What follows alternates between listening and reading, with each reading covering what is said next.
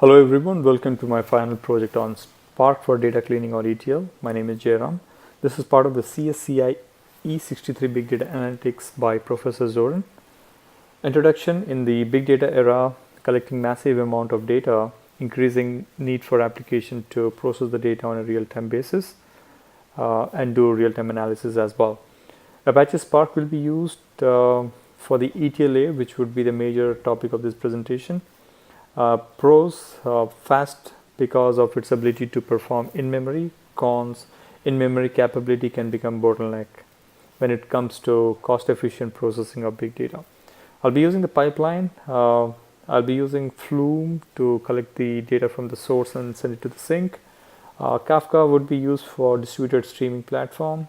Spark, it's fast in general engine for large-scale data processing. It is claimed to run 100 times faster than Hadoop MapReduce in memory.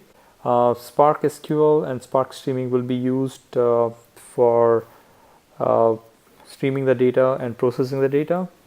ETL data pipeline is basically a sequence of transformation on the data. ETL stands for extract, transform, and load. Use case: I have used Twitter as my source and pull the hashtag associated with each tweets and transform the data and store it to the downstream system.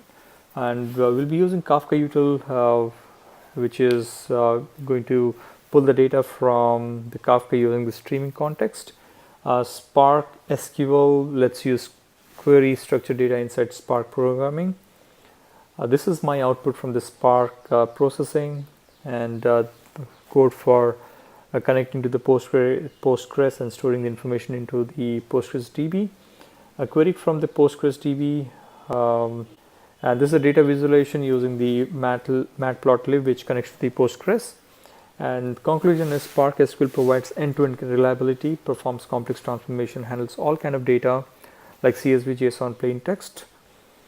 These are the references, and thank you very much. Bye-bye.